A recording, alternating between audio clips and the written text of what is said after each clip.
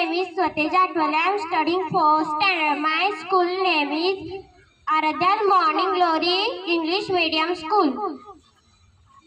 Today I am speaking Chhatrapati Shivaji Maharaj speech. Chhatrapati Shivaji Maharaj is the great Maratha king.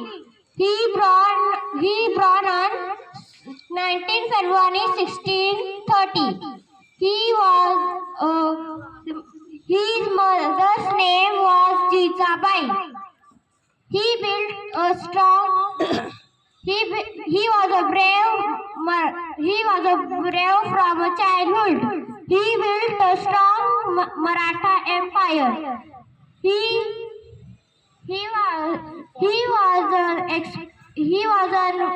fought of extent of mullahs. He was expert of guerrilla warfare.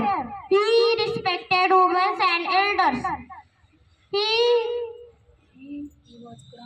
He was crowned on Chhatrapati in 1674. Thank you.